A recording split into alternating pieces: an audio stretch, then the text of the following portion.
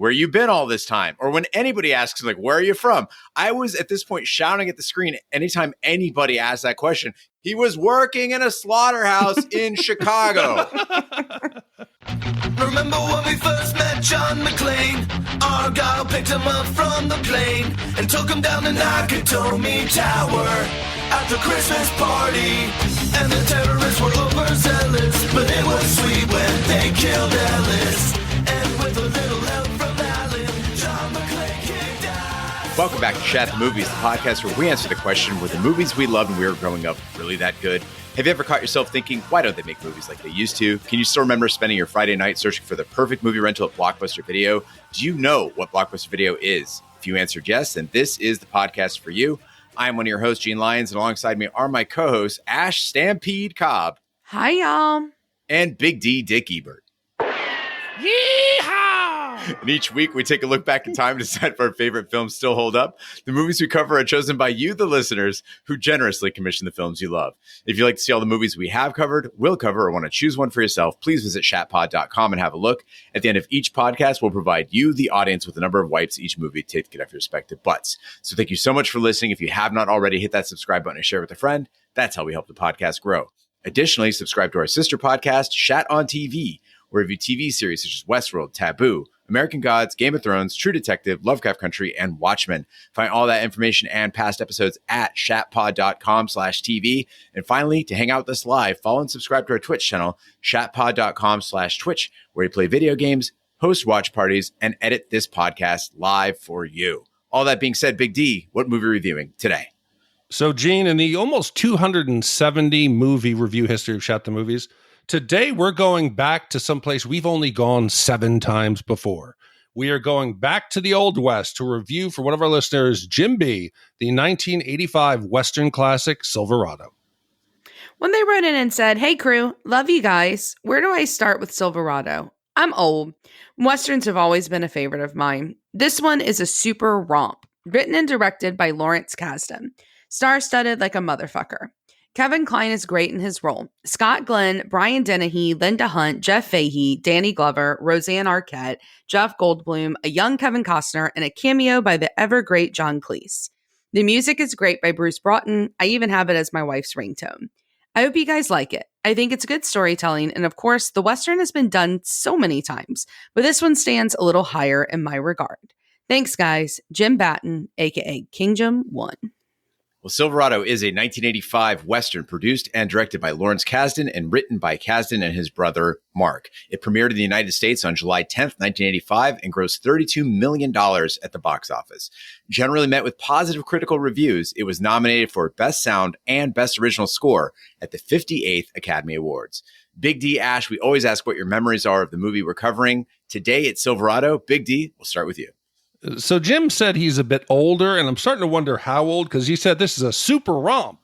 And he's a fan of Westerns enough that he made it his wife's ringtone. So maybe when he grew up, 50s, 60s, the Westerns were a big thing. The kids liked them. They played cowboys and Indians. But in the 80s, it was science fiction. It was Star Wars. It was military, like the Rambos, the fuck yeah action. I had no desire to watch a guy riding a horse, robbing a stagecoach, raising or rustling cattle. It's just, so I'd never seen this movie before. Yeah, I have never seen it, but not like you, Big D. I'm actually a huge fan of the genre. I love Westerns. Tombstone, I think, is probably the first Western that I watched that made me kind of fall in love with these types of movies, but I'm always up for seeing another one. I wasn't really sure about this one, because if you've not read the cast list, fucking bonkers, right? Like, it's an insane group of people to cast in a Western, but I was willing to give it a shot. Yeah, I was like you, Ash. Other than Young Guns, I don't recall seeing like legit 80s Westerns. Like, it took movies like Tombstone, like Wyatt Earp, like Unforgiven, and then some of the later ones that we got, especially like in the early 2000s and current ones, that really got me into the genre. And since then, it's really become one of my favorite film categories, both modern and old-timey. But I think it also helps that you live in Arizona. It looks like we could be like the film set. To me as a kid, this related nothing to my life. Yeah, I have to tell you, like, I've always loved Westerns, and I have not spent a lot of time out in the West. I've been to California a number of times, and I've been to the Pacific Northwest, but not like this kind of west, right? And so this December, we flew to New Mexico, where I promptly got horrible altitude sickness because I had COVID. But I was like, holy shit. Like, we were driving down the interstate going to our like little resort thing, and a tumbleweed legitimately like flew past us, like rolled down the interstate. And I went, holy shit, it's a fucking tumbleweed. Like, I was so excited about it. And I felt a little bit like Doc Holliday, and it's pretty cool. It's really weird when people come to like visit Arizona, or if I meet people who've never been to Arizona and they're like, is it just rattlesnakes and scorpions everywhere? I'm like, no, we have cities, we have plumbing and electricity. But at the same time, we kill, I don't know, 1 to 2 scorpions a week at the house. And when I do go on hikes, I'd say like 1 out of 10 times there is a rattlesnake. They're just not an issue, right? They're not as bad as people think. I mean, in your defense, if anybody clocks my social media, I took pictures of my kids in the bluebonnets last weekend. It's like a big tradition here in Texas. And so we're taking them and we're having a good time. And all of a sudden the kids see me go white face, and I'm like slowly pulling them backwards and ushering them into the car. And Finn was like, what was it? And I waited till we were in the car, and I was like, well, there was a really big rattlesnake. You could hear it. And he's like, is that what that noise was? And I was like, yes, but it's fine. He's like, go chop its head off, Mom. And I didn't, because we were in its area. But, you know, in all defense, I mean, we have lots of fucking rattlesnakes out here too. I still feel a lot safer here than like Florida. Like, I've seen videos from Florida. I'm like, Same. what the fuck? No, there's you're alligators. There's giant snakes. Like, no, fuck that shit. We're not out in the marshland. Yeah, we have alligators, but you just know, stay away from like big bodies of water. That's it. Always carry marshmallows. You could be walking around, you get a scorpion up the leg, you could get like a rattlesnake. You don't know. You could get dehydrated and die out on a hike. Fuck that. Right, but the thing is, if I run into a scorpion or rattlesnake, it's not going to kill me. Well, the rattlesnake could. Yeah, it'll sneak I mean, up on you. If it bites you and you go take a nap, maybe. If you go to the hospital, you're going to be okay. I don't know. It depends on what kind of rattlesnake, sir. Yeah. And how many times it bites you. Because it's not a bee. It doesn't die on the first strike. No, thank you. Well, thank you for joining us for Shat on Herpetology. Big D, let's hit the trailer. You're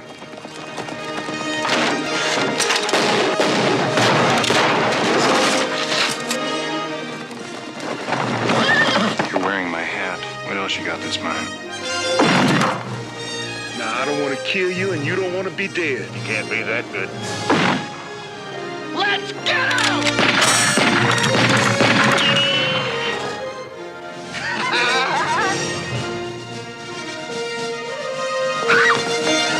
What's all this then? This is a crazy town, Emmett. I think we ought to just get out of here. How do I know this is your horse? Can't you see this horse loves me? Making a big mistake. That's what I told him. If I brought a pretty lady like that into a place like this, I'd stay close. I think you got a point, Emmett. Maybe I better stay here with her. And we're going to give you a fair trial, followed by a first-class hanging. I had enough of what ain't right. Some people think they can push you around, but it's only true if you let it be. I don't want you to get hurt. You want one of these? This ought to do. Let's get out!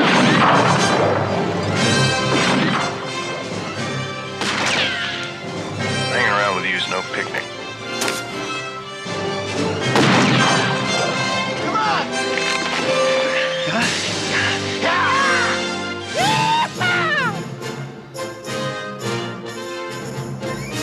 A man named Emmett is ambushed while he sleeps in an isolated shack, but kills his assailants in a gunfight.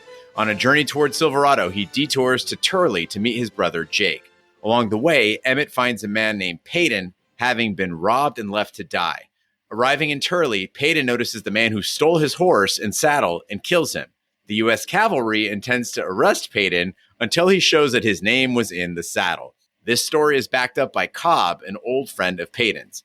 Cobb wants to give Peyton a job in Silverado, but Peyton declines. The men soon encounter a man named Hobart, who mistakes them for 2 men named Baxter and Holly. Then the real Baxter and Holly show up, and Hobart reveals he's carrying a large amount of money.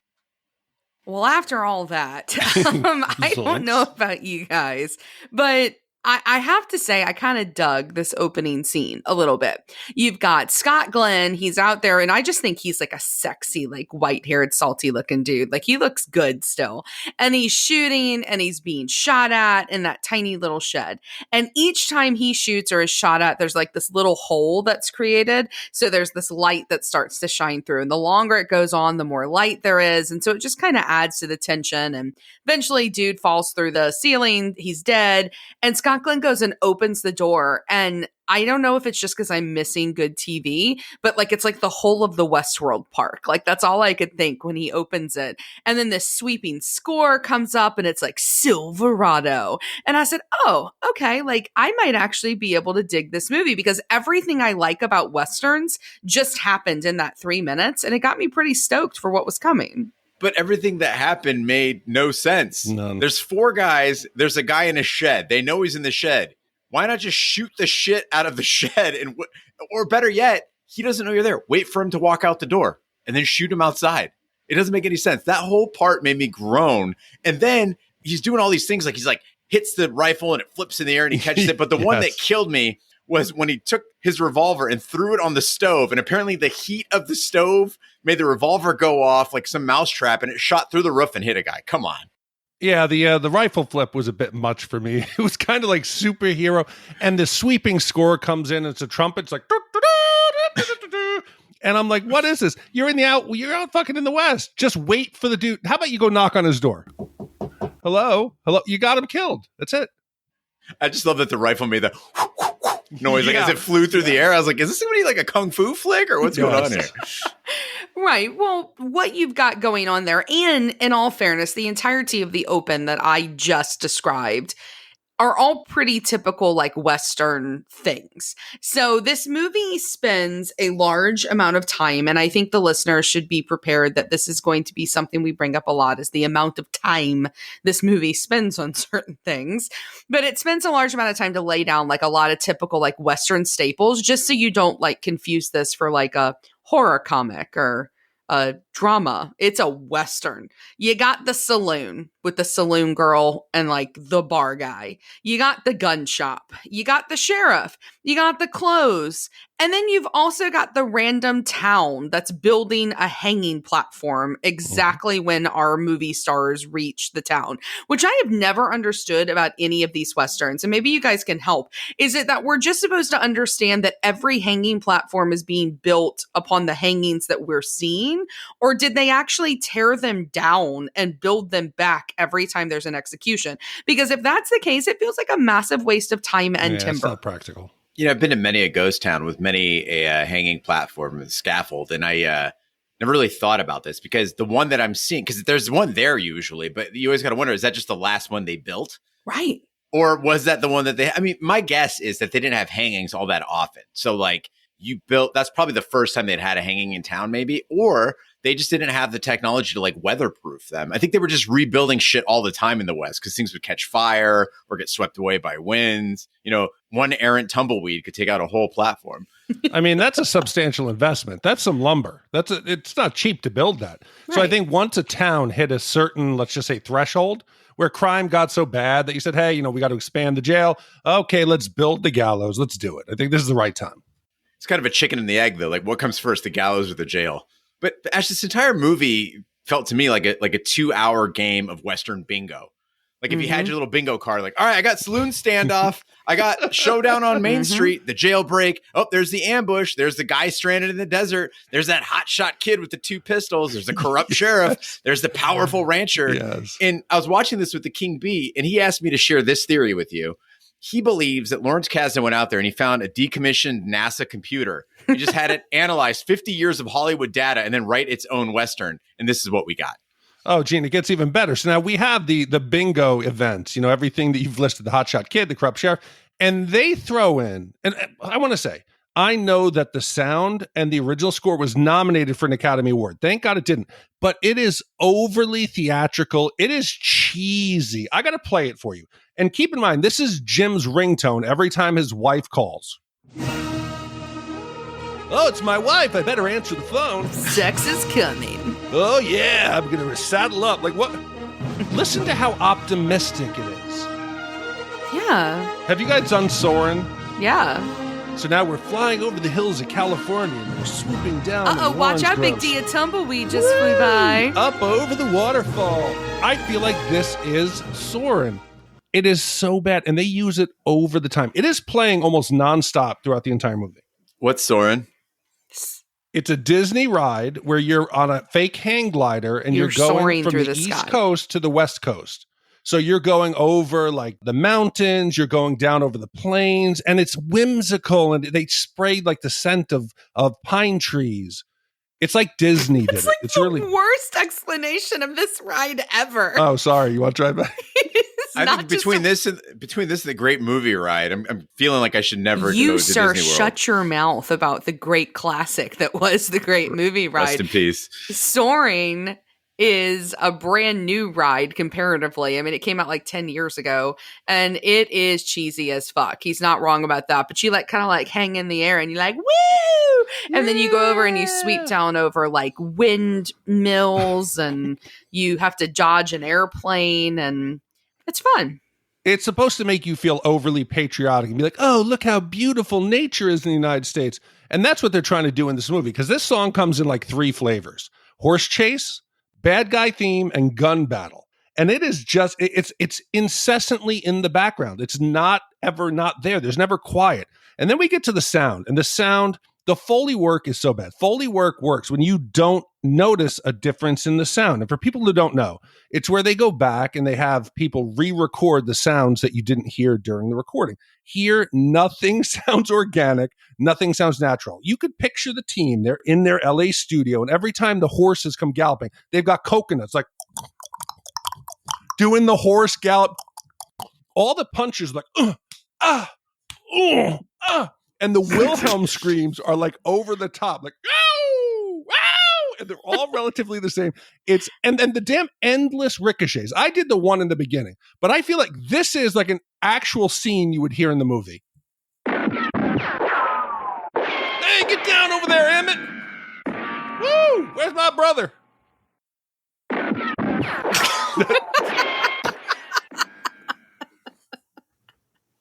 We're really giving you money's worth there, John. Yeah, I mean, listen, it might be corny sound, but at least it matches the set design, right? I think they were going for a feel here, like an old Hollywood Western feel, because that campfire scene, like that was straight out of Three Amigos. I expected the turtle to come up and be like, "Good night, Ned." The town, it looks like a fucking kid's playset. They're like, "Oh, we got to do a couple teepees out here. There's going to be the big fortification up front." Like everything was just so predictable. But like, that's what kind of works about it though, right? Because I mean, you're making fun of story. And for me, it wasn't that.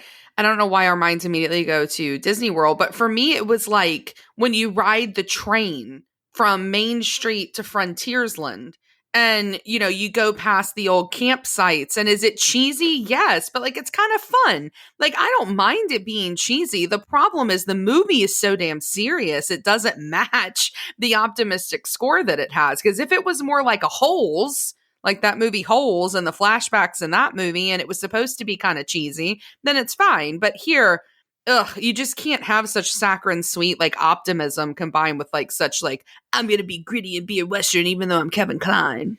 Yeah, I feel like if the movie were more self-aware, it would really work, right? Like if they were actually in 1985 paying homage to those Hollywood movies that came before.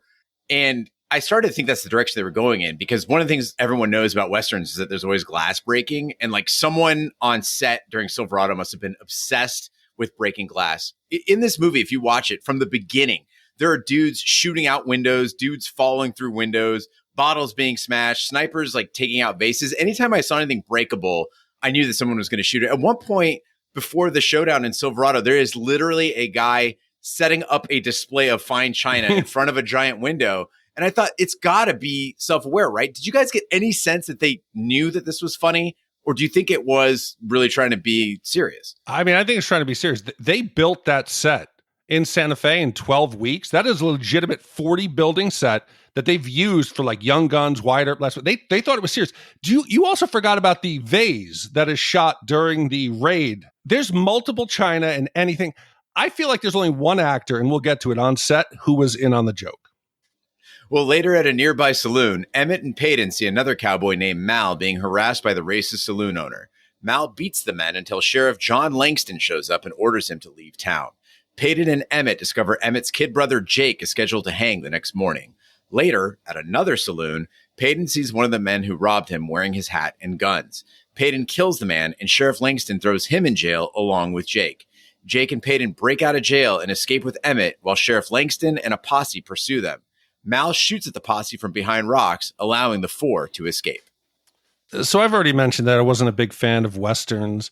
The only thing I can really equate the beginning of this film to, and some of our listeners might understand, is this is like a 2-hour-long gameplay of Red Dead Redemption. One time, Roger was over his aunt's. I was hanging out, having a couple of beers. I was bored.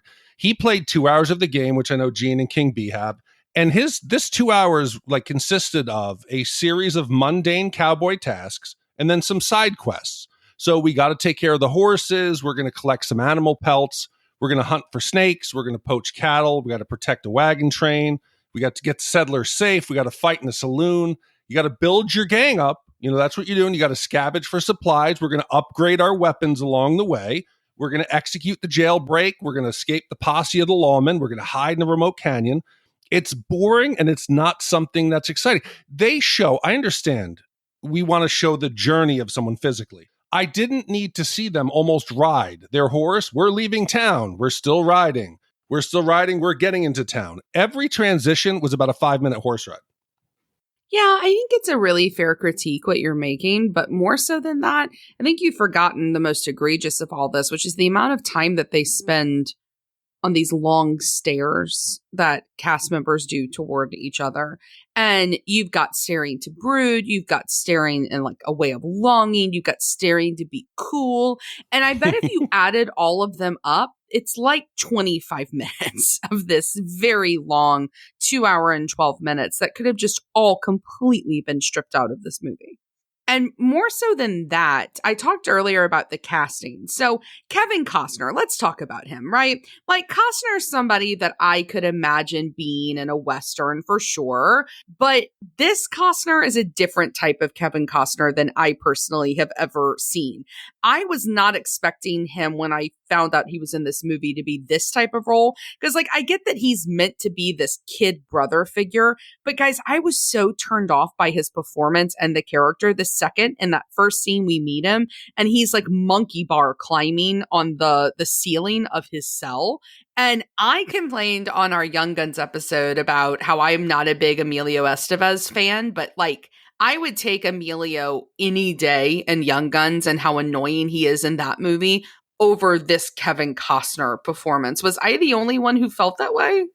No, not at all. And, Jim says that this is a young Kevin Costner. He's fucking 30. He was 30 years old when he made Silverado. Horribly miscast. You had actors in their early 20s at this time. Johnny Depp, or like you mentioned, Ash, Emilio Estevez would have been perfect for this role because they have that kind of roguishness about them that makes it work. And based on the way Jake was acting, I was like, oh, this is a kid with a death wish. His ass is going to die quickly. And so then it would be forgivable, right? It was Costner, small role. He's some hotshot and he gets killed. But no, he comes out of this whole movie fucking unscathed. Exactly. But as Jim mentioned, the cast in this movie is quite robust. And Ash, as you said, it made you very excited to see the movie. The one that I had doubts on was Jonathan Cleese. When Sheriff Langston entered the saloon, I shouted at the screen, Jonathan Cleese? And the King Bee, he's like, yeah, why not? At this point, why the fuck not? And oddly, Cleese turned out to be the surprise gem of this movie. Sheriff Langston, he's enjoyable. He's an interesting character. And also probably the best cop in the West. He's riding out with this posse, which was assembled incredibly quickly, by the way. And they're chasing after these guys. And Mal shoots from behind the rocks and shoots his hat off. And Sheriff Langston's like, well, my jurisdiction ends here. And he goes home. You're never going to see these guys again. Why risk your life? It's the guy's a fucking genius and really the strongest point in the movie. I wish we got more of him, honestly. He is the only one who's in on the joke. He embraced it. He even addresses it head on. He says, as you guys can guess, I'm not from around here. Yeah. He's calling it out. And then he also says, what's all this then? And that's the line the policemen say when they enter the crime scene in Monty Python's A Flying Circus. He was totally on board while everyone else thought they were doing a serious Western. Also, as I was looking up the cast from this movie, what they look like now, the dude is aging beautifully. Yeah. Just going to put that out there. The four soon enter a wagon train of settlers. The four soon encounter a wagon train of Freudian. The four soon encounter a wagon train of settlers led by Hobart. He reveals that Baxter and Holly betrayed them and killed one of the settlers, stealing all the money. The men use a diversion to retrieve the money and get away. One of the settlers, Conrad, accuses them of stealing the money, but he is shot dead by one of the bandits, who is then killed by Peyton, Emmett, and Mal. With the money returned, Mal leaves them, while Emmett and Jake reach town and are reunited with their sister and her family. Mal discovers his father, Ezra, living destitute in the hills with his ranch burned down. The land given to Mal's father has been seized by the McKendrick family, and Mal's mother has died. The two men ride up and accuse them of trespassing, and Mal and Ezra ward the men off. So we get a lot of dumb shit in this movie, which was just making me increasingly angry. I reached peak rage when Emmett and the crew infiltrate the bandit hideout to recover the cash box. So you've got these bandits. They're in the middle of a canyon, like the worst possible place they could be from a hideout, which is also like within an hour's ride of where they stole the cash box. Like, great idea. You don't think anybody's going to come looking for you, but they creep up on these bandits. The bandits are boxed in a canyon. Our guys, the heroes, they have the high ground. They're looking down at them with cover. You got Mal, who's the best Henry rifle in the West. You got Emmett, who can like shoot the dick off a prairie dog blindfolded. And your plan is to run into the bandit camp and then pretend you're being chased by a posse. It's fucking dumb. It's unnecessary. Just kill these guys. And I was elated when the bandit leader, who was played by James Gammon from Major League, called it out. He's like, I think there's only a couple of guys up there, and this asshole is one of them. But Gene, you forgot. This is a secret hideout. There's no tactical disadvantage if you can't find it. This is almost no, but seriously, you're in a canyon also where every sound is amplified. Yeah. So you've got a group of these drunk bandits who are hooting and hollering. You could probably hear it from 4 or 5 miles away. But I want to ask, what was that money box made from?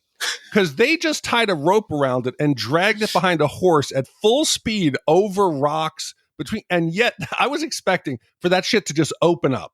That I thought would have been funnier, but the movie now is dragging. I'm starting to get, my eyes are starting to glaze over a little bit, and I'm searching. I'm like, why are we seeing this? So I still can't get why we had to see so much of Mal's backstory. After the fight in the saloon in Turley, where Emmett and Peyton, they stand up for him. Okay, we get it. Wow, you've become friends. You've now given a reason why he would want to join you. But instead, we're going to get this drawn out history about his mother writing him 9 months ago. His father's losing the farm. Then, the mother gets sick. His sisters abandon the family. Mal abandons the family. Ezra's shot. There's a failed reconciliation. And then his sister's a prostitute. Nothing is gained by showing this. There could be simple dialogue over the campfire where he tells his history. You save 30 minutes on the movie, and we're getting a Silverado. You forgot to mention also that he worked in a slaughterhouse in Chicago, which comes up like a dozen times. And Big D, you're right. There were actually openings in the dialogue where that information could have been slipped in. Like when his sister's like, where you been all this time? Or when anybody asks, like, where are you from? I was at this point shouting at the screen anytime anybody asked that question. He was working in a slaughterhouse in Chicago. But I think that I figured out the problem here, because a lot of times we talk about how a movie is like better than a TV show, or you have movies that should have been TV shows because there's like so much to explore. And I think this filmmaker could learn a lot from this, because it's like Lawrence Kasdan has created a television show, but then only got greenlit for a film, because you've got multiple episodes here. You've got multiple narratives that maybe would work over a season. You could have your whole, arc about Mal's backstory. You could have your whole, we're going into the canyon unreasonably to get things like this. But in a movie, it makes for something that's like really long and boring, rather than something that's like really tight and interesting where we're like wanting to see the next thing. It's way too much for one film. Yeah, I mean, as I'm reading these plot points, there's like 8 characters. Everybody's doing a different fucking thing. You could have just focused on like just the brothers, right? You just got Emmett and Jake, and it's just their story with their family. Or Mal, follow his story, and that's just one thing too. So yeah, you're absolutely right, Ash. This could be split up into episodes. It could be serialized. And I think the problem is they had all that talent and action to make one movie, and it should have been called broken glass, showdown in Silverado, right? But they decided that there wasn't enough material for anything more than an hour. So then they added on an hour of Western tropes. Because if you narrow this movie down to just these 4 guys showing up in Silverado to set things straight, it's a Western. It works. It's a 2-white movie, maybe. Yeah, and then why do we get this whole goddamn wagon train going west and the settlers and the Rosanna Arquette? I found out there was a majority of her scenes were cut. So this movie could have been 3 hours and 45 minutes. You didn't need any of it. Oh, dude, so much stuff got cut. Like when they're like, Jake fell off his horse over a cliff. Like, did we miss that part? No, we just didn't want to shoot it where that got cut. Or when the settlers are all there and McKendrick's men show up, they all go, oh no, it's McKendrick's men. How the fuck do they know? They just got there. You know, there must have been some other shit happening. Yeah. We need a 5-minute shoot up of like the hoedown or whatever, like the barbecue was that they were having. Just have them show up and the whole like settlement is on fire. That's it. That's all you need. Got to go Conan on this shit. Yeah. In town, Peyton visits a saloon and meets the manager, Stella. Oh, there's another storyline for you. Peyton wants to help her after learning her partner is incompetent. Stella then reveals the actual owner is Cobb, the local sheriff of Silverado. It's revealed that the men who tried to kill Emmett work for Ethan McKendrick, who wants to avenge his father's death at Emmett's hands. Mal also learns that his sister Ray is in league with a local gambler who is friends with Cobb. Cobb works for the McKendrick family and arranges for Peyton to work in the saloon along with Stella, who despises Cobb. Wow. So Big D, you were very upset in Taps that we didn't get to see a training montage. You wanted to see young boys on the range. You wanted to show their mettle. Yes. I'm so glad that after that, you got to enjoy a fine training montage in Silverado. We get to see Emmett working on important combat skills like shooting the needles off a cactus and quick drawing to make a tin can dance. Can you honestly tell me, after seeing this, when you add a training montage, it makes the movie better? No, if the training montage is training for something you might actually do, yes, it makes sense. If he was on horseback and he's shooting at a target at full speed, yes, shooting the cactus, fine. But what's the tin can thing for? Is somebody laying on the ground in front of you? Are you practicing shooting a dead body in the head? What is it? It makes no sense. I think short of being able to toss clay for like skeet shooting, this is the only way he could get a moving target was to shoot the can and then shoot it while it was still moving. As long as your opponent is 6 inches tall. They're going to hang somebody. Hang a frying pan. Okay, that would ricochet. It's not a good idea. Hang a sack of like flour, and you shoot it. And it'd be out there and say, "Hey, Peyton, go swing the bag," and it swings from the tree, and you're hitting it. You could do that. Yeah, crazy idea. Maybe when you're at war, take a friend with you when you go out. He can throw things for you and keep a lookout so people don't sneak up on you and run you over with a horse. that would be good. Yeah. But aside from all the action in Silverado, we also get like these bizarre pearls of Western wisdom. It's like everybody you met in the movie had something very, very important to tell you. They had to give a speech and share insights about the world and the West. And my favorite one was when Kevin Kline, Peyton, when he tries to hit on Rosanna Arquette. And like, if you put yourself in this movie, he's just escorted her across the Badlands after her husband was killed raiding a bandit camp. And he gets her to her homestead and she's looking around and she says, "It's pretty." And he pulls one of those like, "Well, it's not as beautiful as you." And then she lays down this speech. It's like, "That's what all the guys say, but pretty fades. I want a hard life. I want to make things grow. And men who want a pretty woman don't want that life." I'm paraphrasing, by the way. Please don't write in. I mean, do write in, but not about that. Peyton just stares at her and he says fucking nothing. End scene. Later, we see him at the saloon the next day and he's like, "Hey, Emmett, if you want a piece of that, like, go for it, man. I'm done." And I really, really appreciated that. Like, there were some guys in here who made some smart moves and the movie's not all dumb. It's not all hee-haw. Gene, they talk about it again at the end of the movie when he's leaving. She says, "Oh, I'll probably still be here, because men don't want to be with somebody who wants to build something." We get it. Just go to California. Go to California. Yeah, I think that was part of the problem, though, is that like a lot of Westerns do this. I mean, Silverado's not alone in this, but they don't develop their women characters very well. I mean, in Tombstone, which is one that I absolutely love, is a perfect example of that. You've got the opiate addict, and then you've got the one who's like not interested in like riding a saddle correctly, so she's like a feminist, right? Like you don't exactly have well-developed women, and I think this movie is guilty of that too, because that's what they're trying to do here. with Rosanna Arquette's, with her character is especially like she's different. She's like out of her time because she wants to be like a woman that makes a home like from the ground up, not just makes babies, and it just falls flat. And before we hit the home stretch of this movie, I do want to also say that I am absolutely fascinated by the casting choice in this movie. I mean, we talked about Jonathan Cleese, but it's almost like one Saturday night, there was a party in Hollywood and everyone there was like, we should make a Western. And then they just decided what roles they were going to play because Kevin Kline, bearded outlaw. I don't know. Linda Hunt, like the lady from Dune and Kindergarten Cop, the mom, she's like sexy saloon owner, I guess. And then, as I mentioned in this plot point, Jeff Goldblum, the Slick, the fancy gambler, whose purpose in the film still baffles me. I don't know what the fuck he was actually doing in this movie.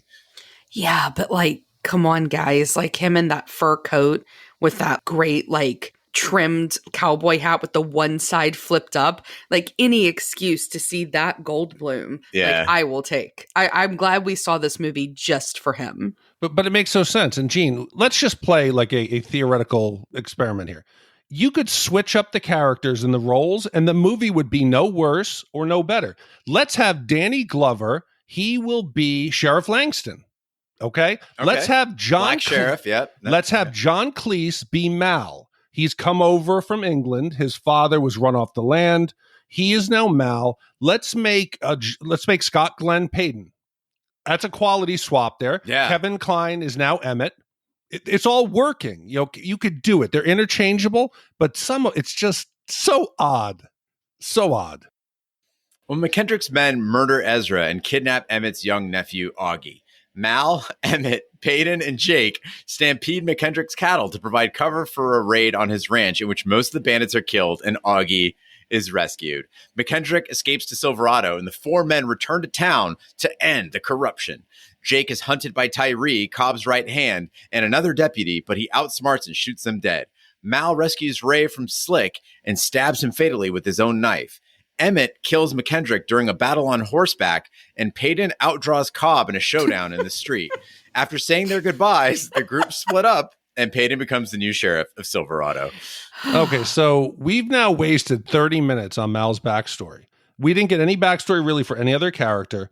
I want some blood. I want my time to be worth it. I want some justice. I want revenge. Mal's been preaching about it. Guess what, Mal? You got your chance. You raid the ranch. You create the cattle stampede. You kill a few ranch hands, some bad guys, but you let McKendrick escape. I wanted to see you justify our investment in developing your motivations and the time we spent about you in the slaughterhouse. Get to the ranch and fucking get some revenge. Nothing. Burn the place to the ground. An eye for an eye. Do something. But you're forgetting Big D. It's 1985, so he can't do any of that because he's black. And the black guy always has to be the least threatening of the good guys' movies. Shit, I was surprised they let him shoot anybody. You remember in the opening scenes, he's like shooting rocks out from people's feet and stuff. I'm surprised they didn't make him like the lasso guy. Like he just ties people up, that's his thing. But why even take the fight to town? Like, why go up against Cobb? Like, he's corrupt, sure. But like you said, there are fights with McKendrick. And Cobb takes his orders from McKendrick. You fucked up the ranch. You unseated McKendrick. Cobb, he can be bought. And he's friends with Payton. Like, you could fucking talk to the guy. You can make this work. Oh, I totally agree. Let's devastate the ranch. You ride into town after you've given Cobb, 30 minutes that we see of him to set up the town for the raid that's coming. And this led me to the one other strong point of the film that I found. You can tell that the production really wanted the actors to be believable cowboys. They trained. There was no way to CGI this. If you had had some of our really bad experiences with stunt doubles, you would see it immediately. You can't fake a high-speed action chase on horseback. And I found it honorable. I found it amazing that the main cast, they looked believable on horseback. It was clear they had spent time learning to shoot, learning to ride, and it paid off. There's a scene at the end where I still find it amazing that movies let actors do their own stunts for risk of what happens if they get hurt and the production shuts down. Kevin Costner's hauling ass into town during like the final fight. He does this thing before the horse even stops. He slides his leg over the horse. He jumps off while the horse is still moving. I was impressed. He could have gotten hurt. Also, when he was doing all of his Waterworld tricks inside the barn. Just Big D, remind me to take you to a magic show. You'll love it because clearly you missed the sleight of hand. This movie is loaded with action screw ups. It was laughable. Everybody, in order to shoot better, they got to dive. You got to dive while you're shooting, you know? In the scene where Emmett's trying to chase down McKendrick and he eventually kills him with the ancient equestrian martial art of horse foo. Horse kicking? Emmett is shooting left-handed. Then he goes to shooting right-handed. Then he goes back to shooting left-handed while hitting bad guys in balconies at full gallop, hiding behind a horse. Yeah, but I think that has to do with the enemy having a lower hit point to kill them. Okay. What did you guys call it in the role? Like the enemy is more susceptible armor to class. die. Yeah, their armor class is much lower because anytime that a bad guy is shot, stabbed, falls off of a horse, a building, they die instantly. There's no crawling around. There's nothing. When a good guy or a girl gets shot, they're indestructible. Emmett gets stomped on by a 700-pound horse 3 times. He has internal bleeding. He's delirious. He is near death until there's a miraculous, Hulk Hogan. You know where Hulk Hogan does the, he has a rally when he finds out that somebody's kidnapped Augie. He rips the bandage off his head. He's back to 100%. I was waiting for the stars to appear over his character's head. He powered back up like he had found some rations. It's ridiculous. Not a good single character dies. A bunch are shot. Emmett's brother-in-law shot survives. Ray, Mal's sister, shot survives.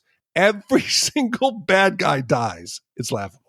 Yeah, I mean it's pretty awful. I recently went to medieval times in Dallas, Texas with my kids, and it reminded me a lot of that, like the horse things that you're talking about, the way that the bad guys just all of a sudden fall off of their horse and they're no more and have to get drug out of the arena. It feels like the medieval times stunt people kind of planned the entirety of Silverado. And more so than anything, not only did it act like nothing had happened, they were very clean. No one in this movie was dirty enough to be a part of the Old West. Even Kevin Kline at the beginning when he's in the long johns and he's been left out to die, he's got a speck of dirt and a little smudge under his right eye, and that's it. This is the most sanitized Old West I have ever seen, and it was just awful. And Ashley, proof of that, not once did I think of dirty, sweaty, smelly Western sex. I didn't think of it once. Yeah, and it was there.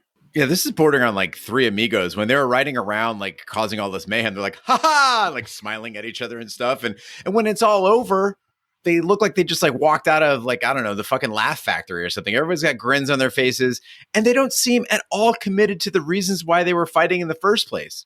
What were the Johnsons doing? They were there fighting against the McKendricks for their land, and then what do when it's all over? They just leave town. Well, shit, you could have done that in the first place. Saved yourself a lot of trouble. You know, nobody seems to care except for Peyton, who just takes the job of sheriff. And I guess that's sort of the redemption, but I don't know. It seemed like 2 hours just wasted and no realism about how people would react after surviving that kind of an ordeal. Yeah, I was really bummed by the ending. I wanted to care that these guys could have possibly in another universe die. And I wanted to feel like I didn't waste a 2-hour block of my day, but I didn't feel anything. They ride off into the sunset. The music is all sweeping. The scenery is absolutely beautiful, but it just it just leaves you feeling numb. And I know I've mentioned Tombstone, but you go back to a movie like that. Doc Holliday looks like he's got tuberculosis. Wyatt, he's got some more wrinkles on his face. They look worn. They look like they're living out in the sun. That's the other thing. These guys aren't sunburned at all in the entirety of this movie. And I just hate that you have an awesome genre. You've got great actors and other things that have combined to come together for this. And some of the shootout stuff was cool just a few minutes before the end. But you wind up with Kevin Kline with that weird little bow tie that he's wearing that droops down his shirt, and they ride off into the sunset and it's over. Was I the only one that was left feeling absolutely nothing? I was more emotionally invested in the characters from Young Guns. Yes. And that movie came out only 3 years later, and it was to much less fanfare. It was considered, kind of a hip, new kind of Western and stuff. And this was trying to stick to the book. This is trying to be a legitimate Western, and I felt nothing. You remember when they killed the Young Guns' mentor?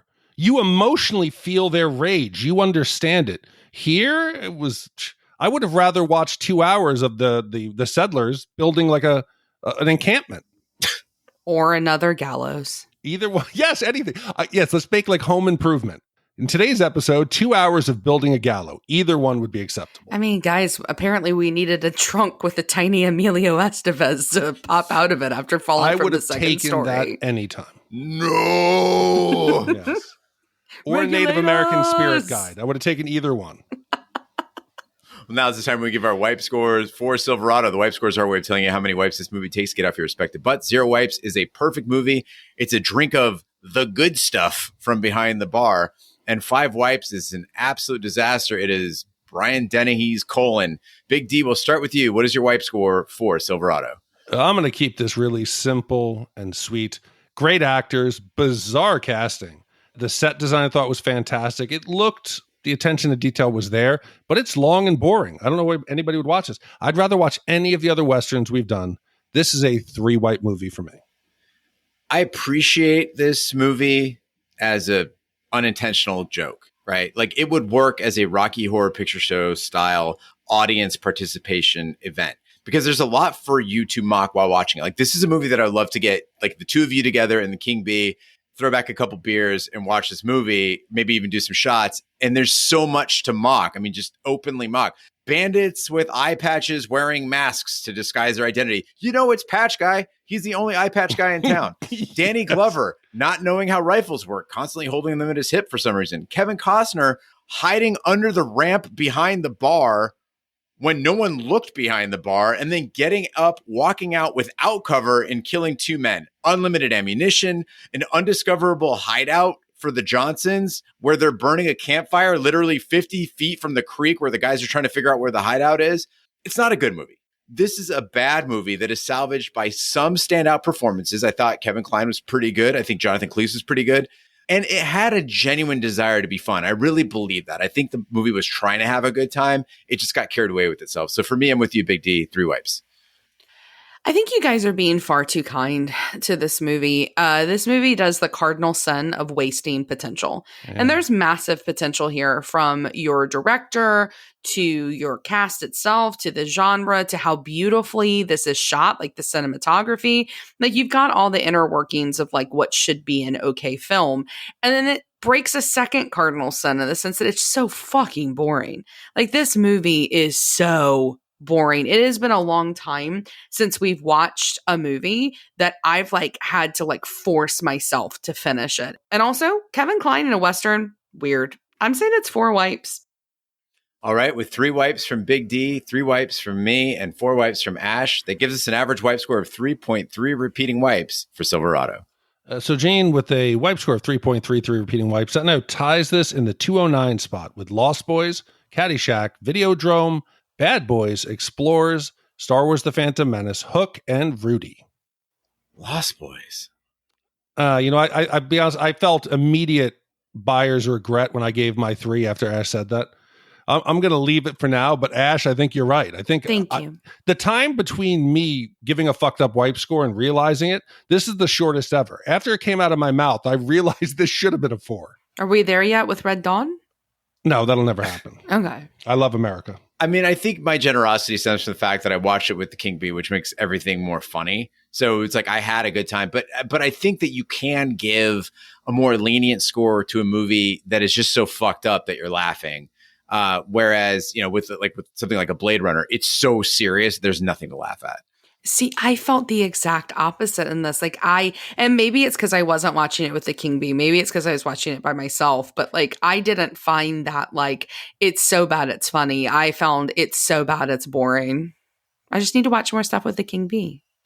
Yeah, it's an experience for sure. I mean, he doesn't actually watch the entire thing with you because he'll be on Hinge or Tinder the whole time. But he will occasionally look up and make a comment, and that it keeps things sharp. So do we think Jim was a little generous with his "it's a super romp"? Yes. Although we still Jim. love you. Sorry, Jim. And keep your wife's ringtone the same. It's nice. It's sexy. It's Western. She's coming home. She's beautiful and not dirty if she's in this Western, and it's going to be a good time. Be a very good time. All right. Thanks, Jim, for the commission. Big D, do we have any voicemail this week? Yes, Gene, we do this week. Thank you. Keep them coming. Use our speaker pipe feature on our webpage. And the first one comes from Carmelita. Hey, this is Carmelita, Ashley, Gene, Big D.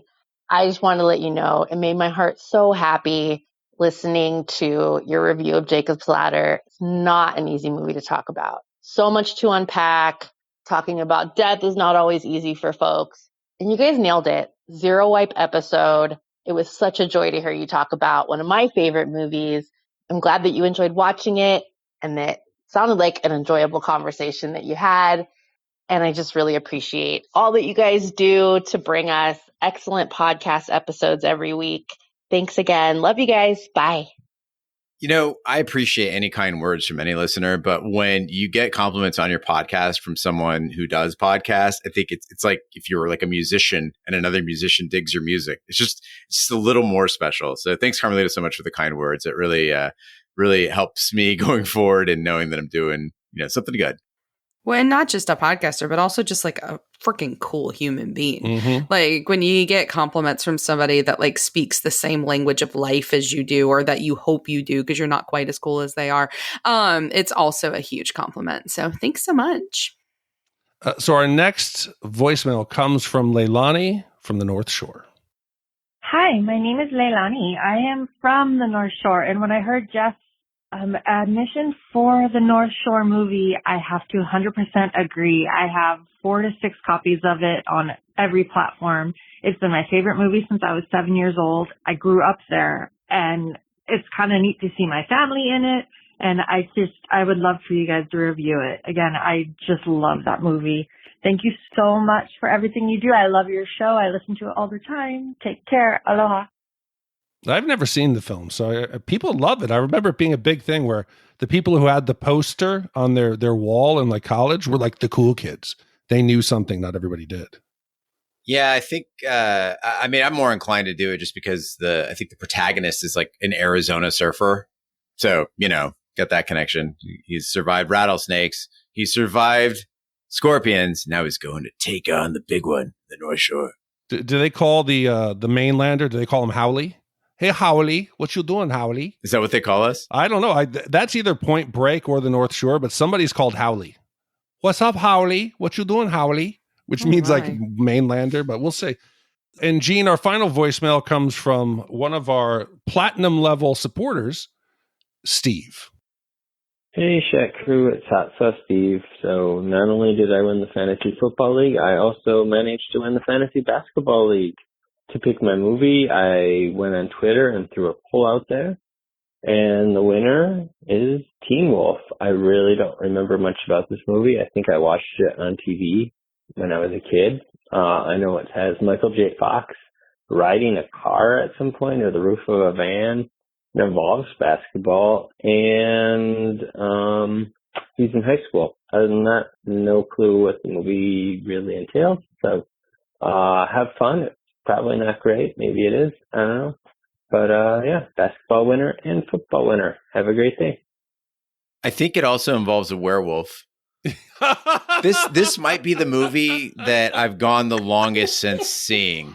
I think because Teen Wolf, I know I saw it and then I never saw it again.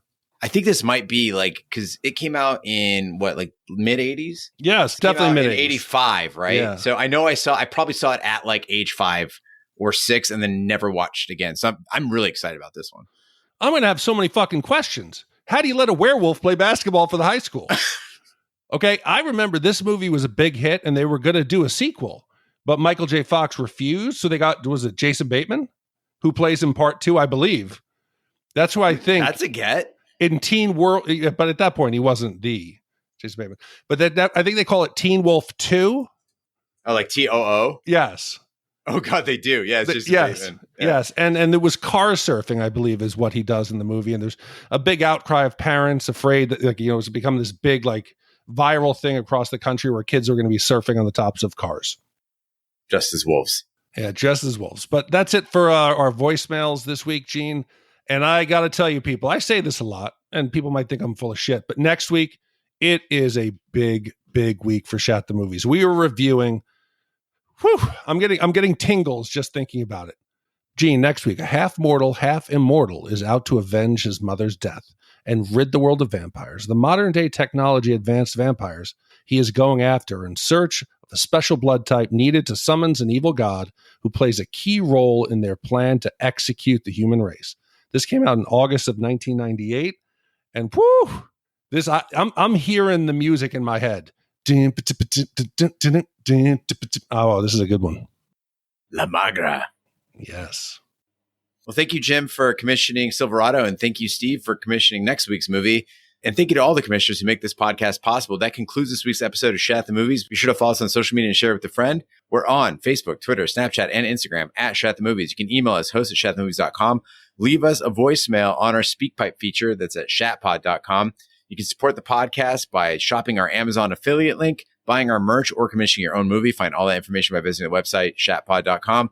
Also, check out our sister podcast, Shat on TV, where we review TV series such as Lovecraft Country, Westworld, True Detective, Taboo, American Gods, Game of Thrones, and Watchmen. Find all that information on our website, shatpod.com/TV, wherever fine podcasts can be found, including iTunes, Google Play, Stitcher, and YouTube. Be sure to subscribe. And if you stop by iTunes, please leave a 5-star review. That helps the podcast grow. On behalf of my co-hosts, Ash and Big D, I'm Gene Lyons. Be sure to join us next time for the following movie. You better wake up. The world you live in is just a sugar-coated topping. There is another world beneath it. The real world.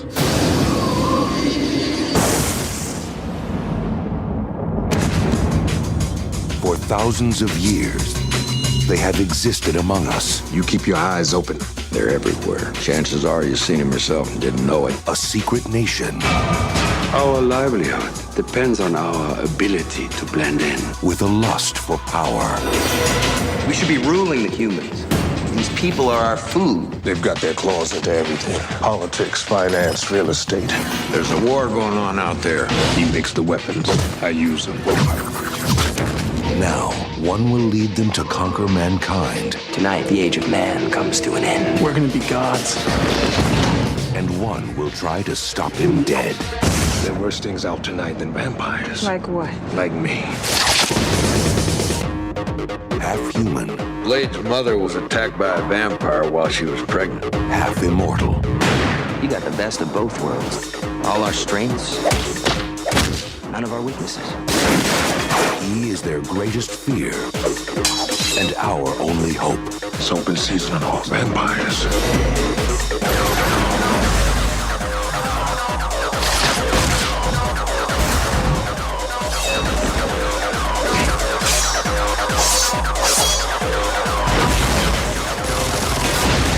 Wesley Snipes, Stephen Dorff.